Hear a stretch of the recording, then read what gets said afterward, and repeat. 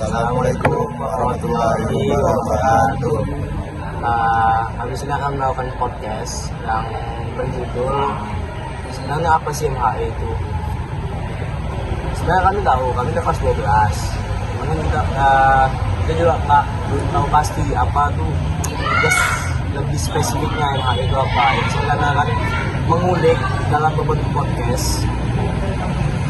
Jadi kami akan menanyakan apa itu MHE, akibat-akibatnya atau apa aja.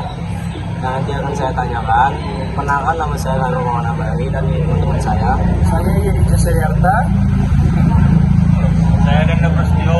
Saya Muhammad Galang Maulana. Sebelum kita masuk ke materinya,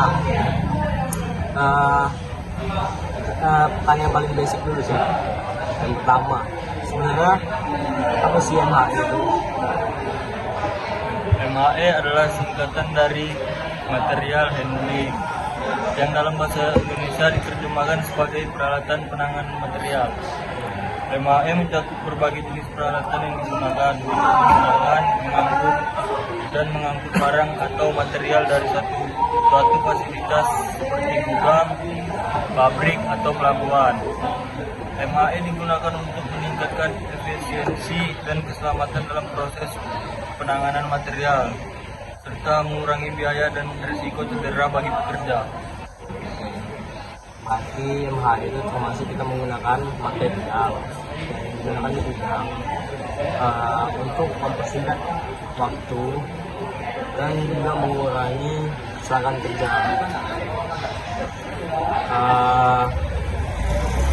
Kalau kita menggunakan material nih, berarti otomatis cara penggunaan itu kan pasti ada kan, setiap materialnya. Misalnya nih,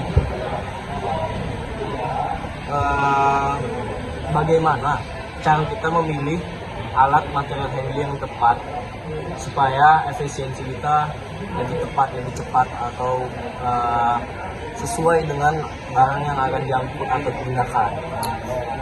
Kalau material handling itu kita itu harus memerlukan analisis terhadap kapasitas beban, karakteristik barang, padat atau cair, bentuknya, layout gudangnya, luas tingginya, rak, lalu itu frekuensi operasional kita harus membutuhkan juga, serta anggarannya itu harus kita tahu gitu, berapa anggaran yang keluar dan masuk.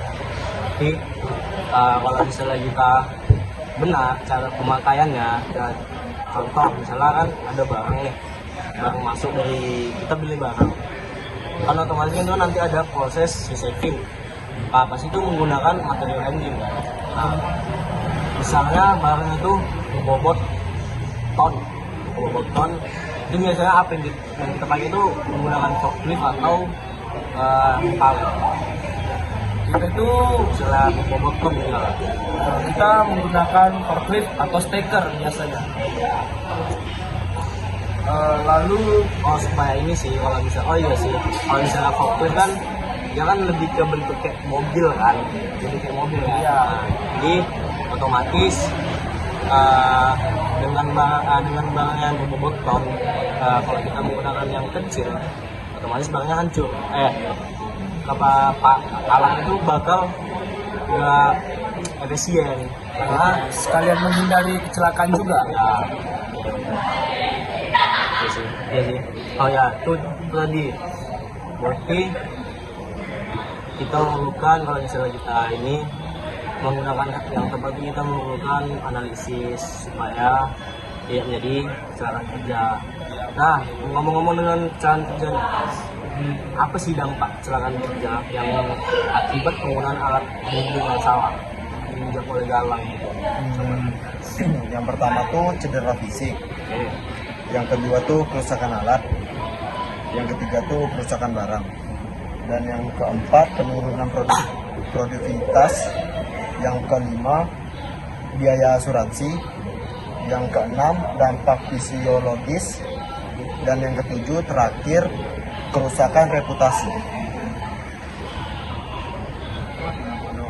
Untuk menghindari dampak-dampak tersebut, penting untuk memastikan bahwa alat-alat handling digunakan dengan benar dan pekerjaan telah dilatih untuk menggunakan alat tersebut dengan aman.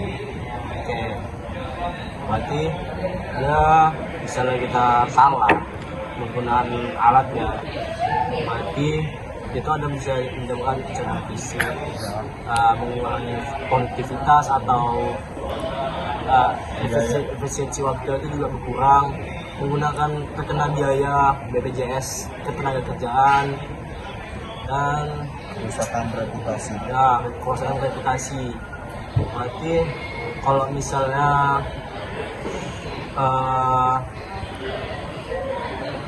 kalau oh iya sih, berarti kalau misalnya untuk menutupi itu semua sebenarnya ada sih sedikit pelajaran yang sudah sering dibilang, yaitu K3 sama penerapan 5S.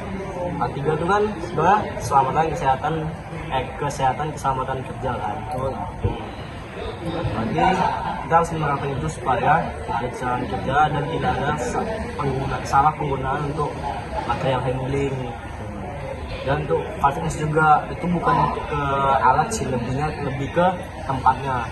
Kan fitness itu kan seiso dan seiso. Di masing-masing itu kan ada penelitiannya masing-masing tuh. Sedangkan kalau misalnya seri itu kan ringkas, kita harus memisahkan barang yang berguna, kita bekerja dan barang yang tidak berguna.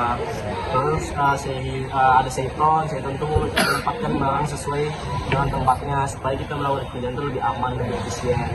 Kalau untuk seiso itu sebelum kita melakukan pekerjaan, kan pasti untuk membersihkan tempatnya. Kan nggak mungkin kita kerja nanti debu kotor atau misalnya di bengkel kita kerja kan ada oli jatuh, kita bisa jadi kecelakaan. Oke, boleh sudah sih, kayak sambil itu aja. Mohon maaf jika ada salah kata. Saya pamit undur diri. Saya Kagum Maulana Bari dari teman-teman saya. Saya Disa Data. Saya Danda Prasetyo. Saya Muhammad Galang Maulana. Mohon maaf jika ada salah kata. Wabillahi taufiq wal hidayah. Assalamualaikum warahmatullahi wabarakatuh. See you. Dadah.